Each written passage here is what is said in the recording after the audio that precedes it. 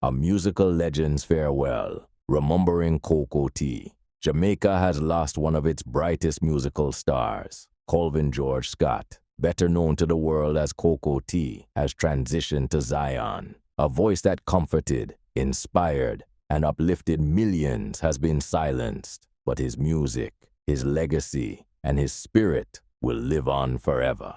Born on September 3, 1959, in the small fishing village of Rocky Point, Clarendon, Cocoa Tea's story is one of humble beginnings, natural talent, and undeniable greatness. From the streets of Clarendon to the grand stages of the world, Cocoa Tea's journey was a testament to the power of reggae music and the strength of Jamaican culture. His musical journey began at an early age, singing in his local church choir. It didn't take long for those around him to recognize that his voice was something special, a gift from Jah himself. Cocoa Tea's smooth, soulful delivery and uplifting messages became his signature style, setting him apart from his peers in the competitive world of reggae music.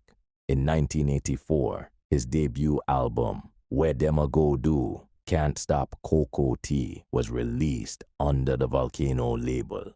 The album featured early hits like I Lost My Sonia and Sweet Sweet Cocoa Tea, which immediately made him a household name in Jamaica. His honey-smooth vocals, combined with the rhythmic heartbeat of reggae, created a sound that was impossible to ignore. But it was Rikers Island that catapulted Cocoa Tea to international fame. Released in 1991, the song was a haunting reflection on the brutal realities of incarceration and the impact it had on young men, particularly those from marginalized communities. Its poignant message and Cocoa Tea's emotive delivery made it an instant classic, and it was later reimagined by Nardo Ranks in the dancehall version Me No Like Rikers Island. Cocoa Tea's music wasn't just about entertainment, it was about truth. His songs spoke to the struggles and triumphs of everyday life. His 1992 album, I Am the Toughest, became an anthem of resilience and survival, a reminder to hold firm in the face of adversity. Rocking Dolly, Young Lover, and Holy Mount Zion further solidified Cocoa Tea's place as a voice of the people, a man whose music was both a balm and a battle cry. But Cocoa Tea's influence extended beyond the recording studio. He was a unifying force within the reggae community, known for his generosity and his willingness to uplift younger artists. In 2003, he founded the annual Dancehall Jam Jam, a New Year's Eve celebration that ran until 2009 and was meant to provide a platform for both established and emerging talents. Cocoa Tea's commitment to his roots and his culture never wavered. Cocoa Tea's music was also deeply spiritual. His Rastafarian faith was at the core of his artistry. Songs like Jah Made Them That Way and Israel's King reflected his devotion to Jah and his belief in righteousness and peace. His music became a source of comfort and guidance for many, reinforcing the idea that no matter the struggle, Jah's light would always shine through. In 2008, Cocoa Tea's ability to capture the pulse of the moment was on full display when he released Barack Obama in support of the then presidential candidate. The song became a global hit, not only because of its catchy melody, but because of the hope it embodied. It was a moment when reggae and politics intersected, and Cocoa Tea's voice became a symbol of change and possibility.